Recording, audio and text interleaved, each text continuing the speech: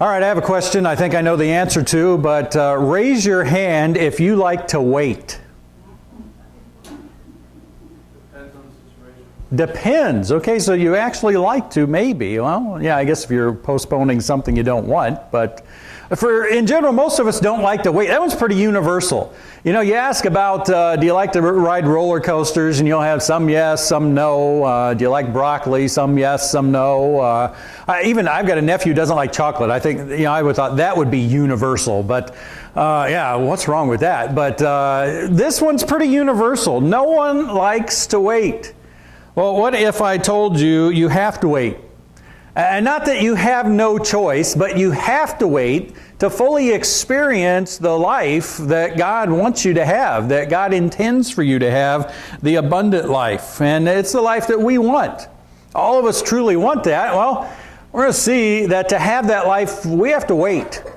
Andrew Murray was a Christian writer who lived over 100 years ago, and he has a book called Waiting on God.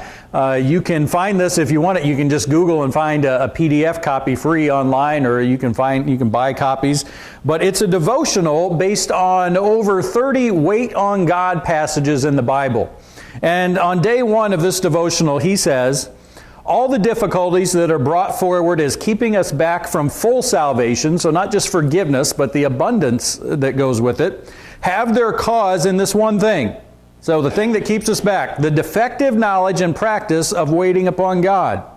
All that the church and its members need for the manifestation of the mighty power of God in the world is the return to our true place, the place that belongs to us, both in creation and redemption, the place of absolute and unceasing dependence upon God. That's a pretty bold claim, but as we look at the passages themselves, I think it's true. We're going to see today that to be and experience all that God intends, we have to wait on God. We have to wait on God, and so that raises the question, probably the first question, right? What's it mean to wait on God? Psalm 27:14 says, wait for the Lord. Be strong and let your heart take courage. Wait for the Lord. Well, again, what's that mean? There's a country song by Brad Paisley that's entitled Waiting on a Woman. And I'm guessing most of the men in the room know what that means and what it looks like to wait on a woman. But what's this mean? To wait on God. What does that mean? And first of all, oftentimes I'll do this. What doesn't it mean? It doesn't mean patience. And that might be our first thought. Well, wait on God, be patient. No, because Psalm 37 says, and there's a lot of verses today, they're on your handout there, says, be still before the Lord and wait patiently for Him. So waiting is not the same as patience because it says that we are to wait patiently. That's how we're to wait. Well, that word waiting can be used in different ways. It definitely can be used in the sense of patience. You know, Lisa might bake some brownies and I've got to wait because she's taking them to an event. Be patient. You'll get to have some later. That's one essence of waiting or one meaning of waiting. But waiting on God is more like me waiting on my wife Lisa to go out to eat on a date. In the sense that I can't go out together without her. My going out together depends on Lisa. So there's a different meaning there. It's not just being patient, it's dependence in that sense. We can't go out together without her. I'm waiting on her in that sense to go out. And waiting on God goes even further. It's I suppose if I got impatient, I could say, well, all right, I'm tired of waiting on you, and I could just go out to eat. Now, it probably wouldn't be good when I got back home, but I could do that. Well, but waiting on God is not just dependence, it's absolute dependence. It's like an infant waiting to be fed. The infant can't say, hey, I'm tired of waiting, I'm going to get out of this crib and feed myself. No, that infant is absolutely dependent. And that's what it means for us. First thing it means to wait on God is to be absolutely dependent on Him. Psalm 62, verse 5 says, for God alone, O my soul, wait in silence, for my hope is from Him. He only is my rock and my salvation, my fortress, I shall not be shaken. Oh, on God rests my salvation and my glory, my mighty rock, my refuge is God.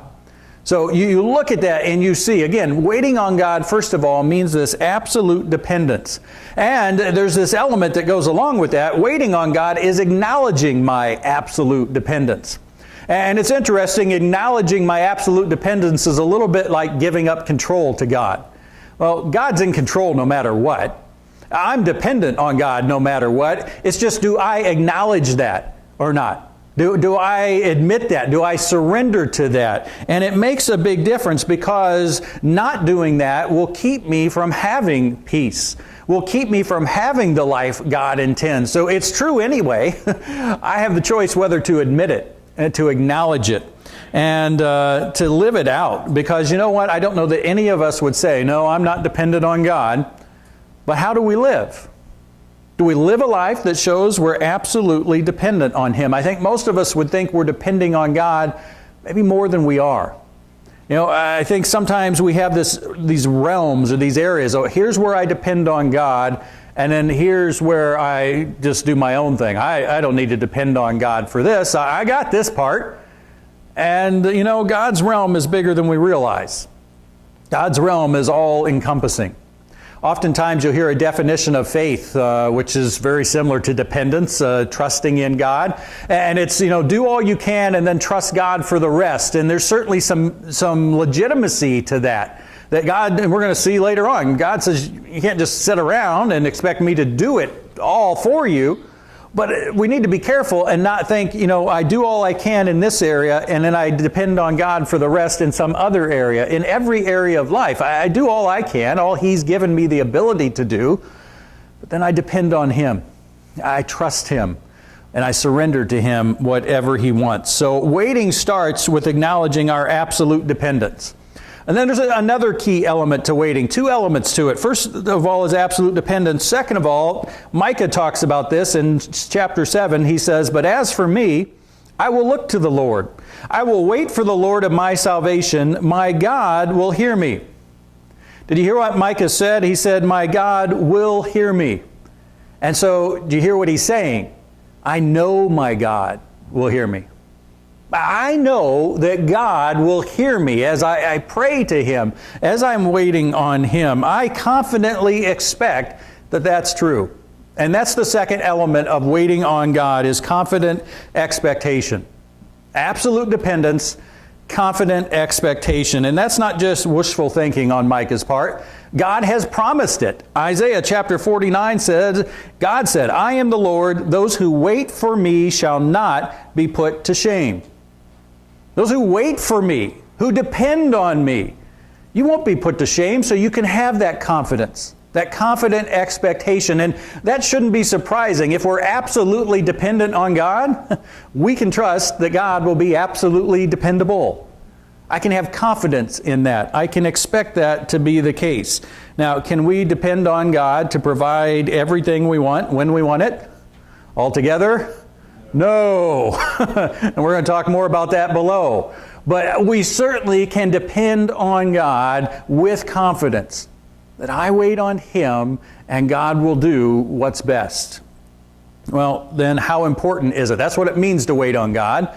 Absolute dependence and confident expectation. Okay, how important is this? Andrew Murray again said, all the difficulties that are brought forward as keeping us back from full salvation, abundant life, have their cause in this one thing, the defective knowledge and practice of waiting upon God. He believes this is foundational. What's the Bible say? Isaiah chapter 30 verse 18 says, "Blessed are all those who wait for God." So blessed, that's good, but is that foundational? Is it just at the core of everything? Is it at the foundation? Psalm 33 verses 18 and following say, "Behold, the eye of the Lord is on those who fear Him, on those who hope in His steadfast love, that He may deliver their soul from death and keep them alive in famine.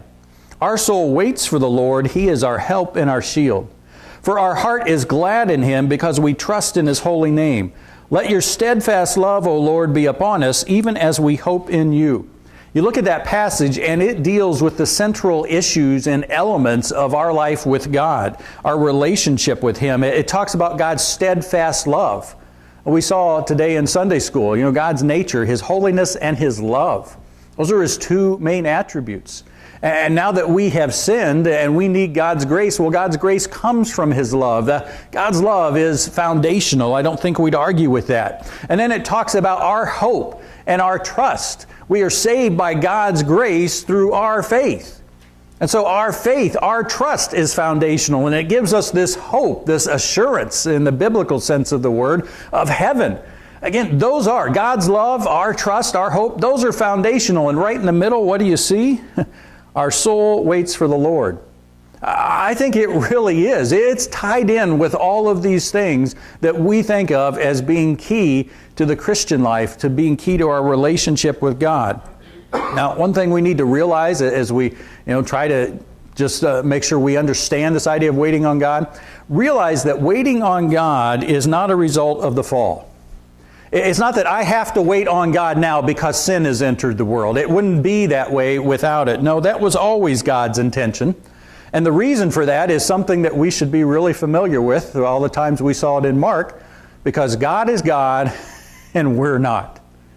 This was always God's intention, that we would be absolutely dependent on Him and confidently expectant that He would supply whatever we need. Sin didn't create our need to wait on God. Matter of fact, just the opposite. It's blinded us to our need to wait on God, to think we don't have to. Sin is putting ourselves first instead of God. And not just priority. I mean, that's part of it, my will versus God. But also, I'd say like positionally, that I come to depend on me versus God. Now, that's really the essence of sin. Satan said in Genesis 3:5, you will be like God. In other words, you won't need God. You'll be just like Him.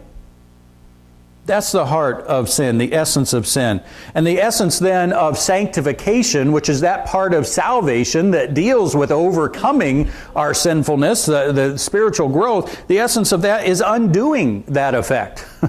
Undoing the part of us that says, I don't need you, God, and it continues into our Christian life. And there's a part of us that's tempted to say, God, now that I love you, I've been forgiven by you, I don't need you to grow. I'll just try harder and do more. No. So once again, as we think about living the Christian life, don't just focus on, my will versus God's will, doing the right things. Focus on this underlying aspect of, I need to quit depending on me, even to grow. I need to depend on God. That's why Galatians chapter 3, verse 2, Paul says, let me ask you this, only this. Did you receive the Spirit by works of the law or by hearing with faith? Are you so foolish, having begun by the Spirit, that you are now being perfected by the flesh? Paul is saying there, and this is why waiting on God is so important. Just all of our life, from the moment we become a Christian and we're forgiven till the moment we die or Jesus returns, it's all about growing, maturing, transforming, being sanctified. It requires our waiting on God.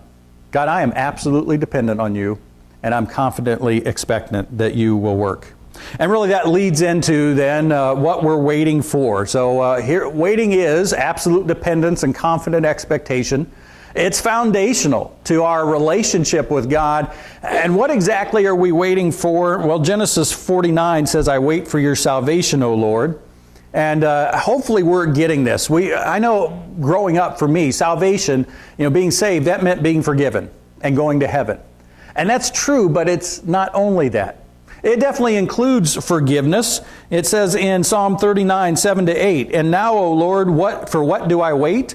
My hope is in you. Deliver me from all my transgressions. So that is talking about forgiveness. Deliver me from my transgressions, my sin, my guilt that I have because of that. I am waiting on you. I depend on you. I'm confident you will because of his faith in God. Forgive me, God. But that's not all that salvation is. It also is that growth. Psalm 25, 4-5 says, make me know your ways, O Lord. Teach me your paths. Lead me in your truth and teach me. For you are the God of my salvation. For you I wait all the day long. So you're the God of my salvation. And this is coming from someone who's been saved in the sense of forgiven. But notice where his focus is now. Make me know your ways, O Lord. Teach me your paths. Lead me in your truth and teach me. So it's not about being forgiven now. It's about growing and maturing. Show me the way I need to live. Show me more about who you are. Show me the fact that I need to depend on you even for this growth. Everything we've seen, we need to wait on God for that too. We need to wait on God for our growth just as much as we need to wait and depend on Him for our forgiveness. And the key to waiting on God for growth, well, it's just that. It's waiting on God. It's depending on Him. First of all, His power versus my efforts. We need to realize growth is the result of my choice and God's power. And I say all the time, God's power is, compared to ours is like 1,000,000 to 1. But you've got to have that 1 because 1,000,000 times 0 is 0. 1,000,000 times 1 is 1,000,000. I've got to make the choice, just like to become a Christian. It's totally God's power that forgives me, but I've got to make the choice. Well, same thing, to grow, it's totally God's power, but I've got to make the choice. I depend on God, but that's me. I need to depend on Him. If we don't choose, it won't happen. If we just try not to sin, it won't work. That's why Philippians chapter 2, verse 13 says, "For it is God who works in you to will and to act according to His good purpose." It's God who does that. He helps us grow. How does that? What's it look like in practice? Well, I make the choice. God, I want to grow closer to you. God gives me the power. He works in my life through His Word, through circumstances, other people, His Spirit in my life. And then my choice becomes stronger and I have more power to live. And it's a cycle that God means to continue. We've got a part, He has a part. So first of all is depending on His power. That's how I wait on Him. Second of all is that expecting. It's the same thing. Dependence and expectation. Do you realize, I had a professor used to say that you're just as spiritual as you want to be.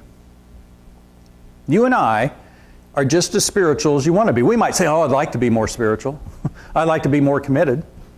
No, you're just as spiritual as you want to be. God is waiting. If God is ready to will and to work in us, certainly the problem isn't with Him, right? If I'm not more spiritual, if I'm not more committed, it's not like, well, God just can't handle my problems. Well, God was really busy and I couldn't get an appointment with Him. None of that. It's me. Confident expectation. If I choose to grow, I will. I've just got to truly choose it, not just sort of want it. We've said before, we talked about in Mark, what we want to happen is what happens. It's just sometimes we want other things more. I want to grow, but I want to keep doing this other thing more. I want to not do this other thing more. What we want will happen. And so both sides of that. I need to depend on God. I need to expect it will happen if I make the choice, if I choose to wait on Him. So I wait on God for my forgiveness, for my growth. I also wait on Him for His provision. An integral part of salvation in the Old Testament. And we don't think about this as much, but for them it was definitely there. It was, the inheritance of the land. It was deliverance from oppression. It was God providing for their needs. Isaiah 25 says, "It will be said on that day, Behold, this is our God. We have waited for Him." There's that idea, that He might save us. This is the Lord, we have waited for Him. Let us be glad and rejoice in His salvation. And you look at that whole passage, the context talks about deliverance from oppressors. Not forgiveness, not spiritual growth. God, we're waiting on You, we're dependent on You and expecting You to provide the safety we need from these oppressors.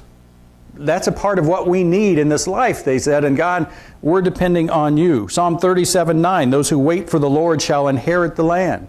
Psalm 33:19 that we already looked at, right in the middle of hope in God's steadfast love, is keep them alive in famine. So there was definitely a physical element of God. We have physical needs we can't take care of ourselves. We depend on You and we expect You to provide. Is God concerned about our physical, mental, and emotional needs? Absolutely. He knows they are just that. They are needs. They are needs that we have, and we need to wait on God for His provision too. Absolute dependence means that we do what we can and we should. Again, we can't just sit around and God, please provide. Don't want to work, but if you'd provide, that'd be great. Do what we can, do what we should, but realize how much of what happens depends on God. As Ed said in the offering meditation, expectation, even the ability to do the things I do comes from God. And then the outcome. Have you ever had some projects or seen some people, they put in a lot of effort and it just didn't work out?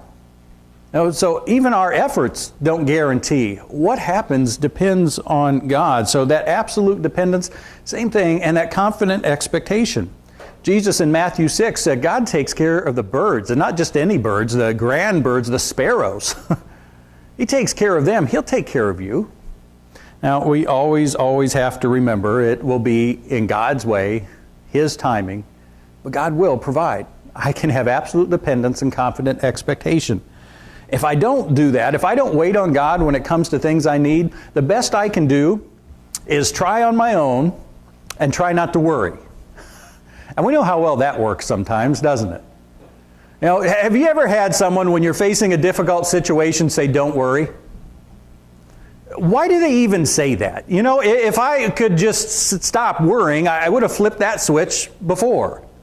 You know, stop worrying. No, I can't just on my own stop worrying any more than I can just try not to sin and not sin.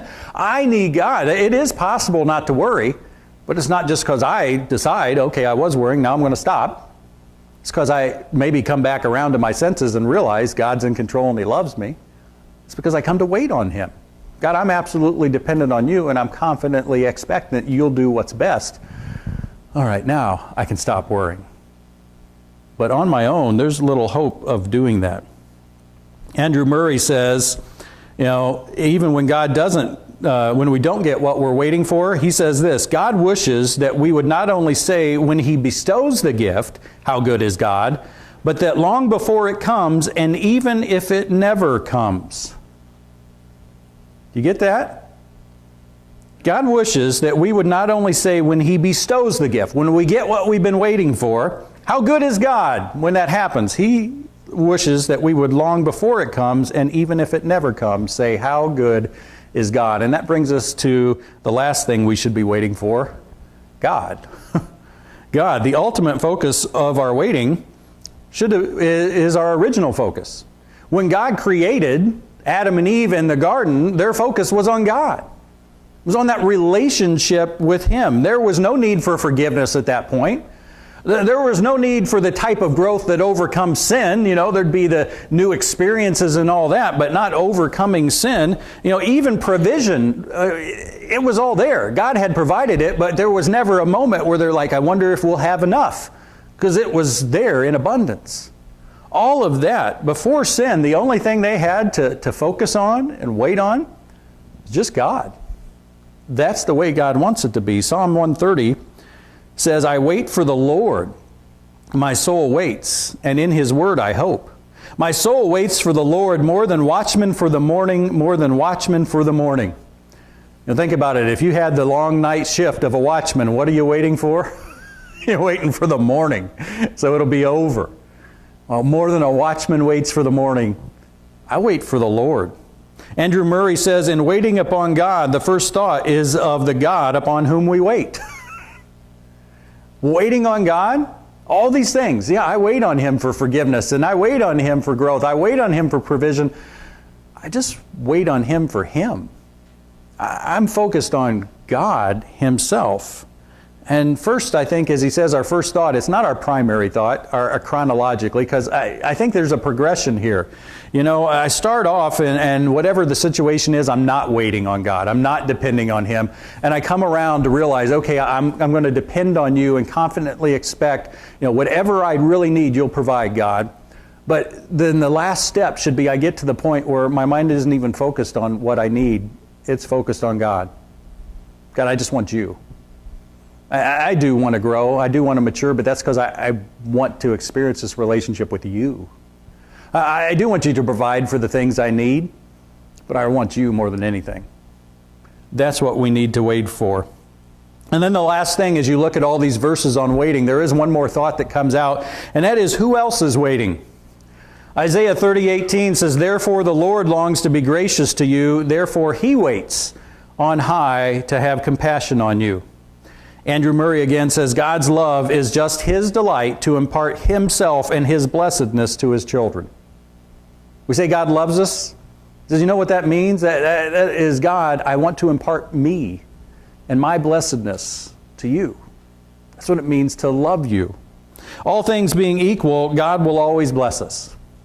All things being equal, God's purpose in creation was to have a relationship with us. And I've said before, our roles in that relationship, it's for us to worship and glorify Him and God to bless and provide for us. That's what God wanted to do from the beginning. And so it's what He will do. And you know what? I think as you look at those, our worshiping comes first because, again, our worship is what brings about, is how we experience God's blessing. Well, think about it. Worship, I've said before, you remember the definition? Worship is declaring God's worth. Acting in a way that shows God you're worthy. Well, what shows that God is more worthy than that I am absolutely dependent on Him? God, you're worthy of everything. Why? Because without you, I'd be nothing. I'm dependent on you, and I expect you to do what's best because that's your nature. That's true worship. We don't worship God any more than when we trust in Him. That's what worship. What do you think of when you think of worship? We often think of singing. Sometimes we used to say that. We'd take a break at the church I was at in Scottsdale. We'd have an all worship Sunday, which meant we'd just sing the whole time. No, it's an expression of worship. But so is what I'm doing now. So is what we did around the Lord's table. So is talking together. So is just being here. Worship is anything that shows our trust in God. That declares God's worth. So waiting on God, that's the essence of it. I depend on Him. I confidently expect Him. Well, what about when God doesn't bless us? According to our definition, I just did a video on my looking intently, and it's about the idea that, what's it mean to be blessed by God? And it talks about James, look at the prophets who suffered. They were blessed. Not what we usually think of. But the way that we do think of being blessed, of God answering something in the way that we would like, resolving an issue, whatever it is, what about when God doesn't bless that way? Notice I said first, all things being equal, God will always bless. All things aren't always equal. Sometimes the situation isn't ready. Sometimes God wants to work in a way, but it's not time yet. Sometimes we're not ready. We need to grow and mature in some way and be ready for it. So what should we do when God doesn't bless? First of all, be honest. God can handle it. God, I'm in the middle of this situation. What's taking so long? How many Psalms of David are like that? How long, O Lord? Jeremiah, you deceived me and I was deceived. That's the passage we're going to look at tonight in our evening service and our prayer service to focus our prayers. So be honest, but second, then ask, okay, God, what's not ready? Is it the situation? Is it me? Isaiah 8:17 says, I will wait for the Lord who is hiding His face from the house of Jacob. I will put my trust in Him. Well, it's very clear when He says God is hiding His face from the house of Jacob. Something bad is happening. They would like it to change, and it hasn't changed yet. God is hiding His face. And so it's very clear that God is hiding His face. It's not always clear why. Is it the situation? Is it us? We need to ask and find out. Isaiah 60, verse 22, I thought this was great. I am the Lord, in its time I will do this swiftly. See what He's saying? I will get to it right away when the time is right. It's almost like the hurry up and wait thing. Yeah. God says, I will do it quickly. It's just not time yet. You ever had some times in your life where that's really what God's saying? I'm aware of it. I'm going to act quickly. It's not yet. Time's not right yet.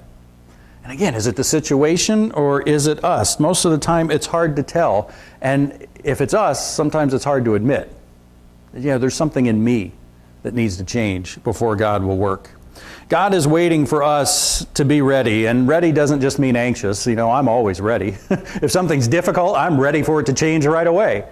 But ready in the sense of ripe, fruit. We might be anxious to pick that piece of fruit, but until it's ripe, it's not ready. The same thing for us. We'd like the difficult times to end right away. We're ready, but we're not ready. We're not right. Things haven't happened yet. How can we know? I go back to that growth triangle. How do I know if it's me? How do I know if it's the situation? I read God's Word.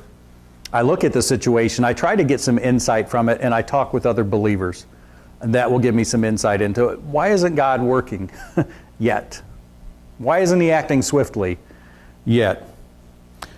Isaiah 8:17 says, I will put my trust in him. If God has shown you in the past he can be trusted, then trust him when you don't see his face, when he hasn't worked yet. Isaiah 49:23, God says, I am the Lord. Those who wait for me shall not be put to shame. There's the promise. It might not happen when we want. It might not happen how we want. But God says, if you wait for me, if you depend on me and you confidently expect, I won't let you down. I will work. I will act in your life. Andrew Murray says, how strange that though we should so often have experienced it, we are yet so slow to learn. Isn't that true?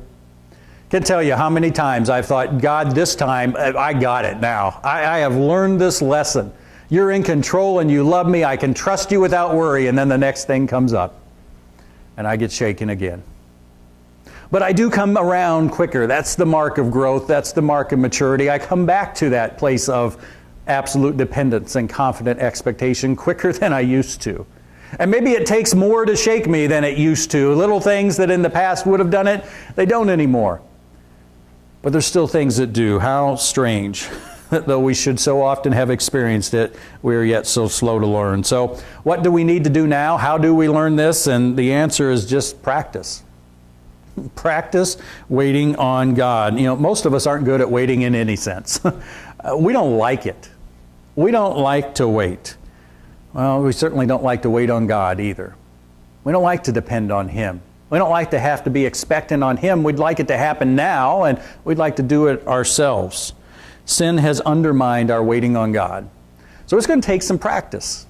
We're going to have to practice waiting on God. Andrew Murray says, what does waiting on God, or ask yourself, what does waiting on God look like in this situation? Think of something either you're going through now. Prepare yourself for the next time there's some difficult situation and ask, all right, what would it look like right now to be absolutely dependent on God? Doesn't mean I don't do what I can, but what would it look like to, God, this is ultimately you. I can't change this. I can't fix this on my own. What would that look like? And then confidently expectant. Doesn't mean he'll do things right when I want to, but that confidence that says, God, since I have to depend on you, you've shown me I can depend on you. What's it look like?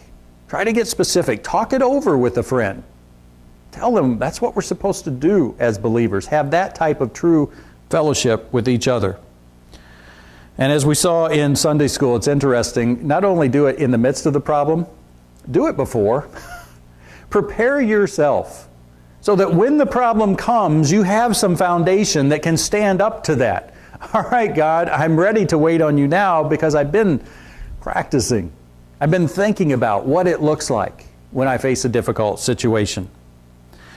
One last quote from Andrew Murray on his day 24 of his devotional. He says, Dear Christian, begin to see that waiting is not one among a number of Christian virtues to be thought of from time to time, but it expresses that disposition that lies at the very root of the Christian life. It gives a higher value and a new power to our prayers and worship, to our faith and surrender, because it links us in unalterable dependence to God Himself. And it gives us the unbroken enjoyment of the goodness of God. The Lord is good unto them that wait for Him. Don't think of this as, all right, here's one other thing, 1 out of 10, 1 out of 20 things I need to work on. I need to work on, patience, which sounds similar but isn't. I need to work on not getting angry. I need to work on, those daily devotions. Now I'll work on waiting on God too. This is like a perspective for life. All of life should be seen through this lens of waiting on God. For those of us who are believers, and for any who haven't made that decision yet, the first element of waiting on God, of absolutely depending on Him, comes for trusting Him for salvation. And if you're here this morning and you haven't made that decision, that's where it needs to start. We're going to have a song of invitation and decision, and every one of us needs to decide, what am I going to do to wait on God more? Do I need to start and make that first decision to become a Christian? Or what do I need to do as a Christian? Let's stand and sing.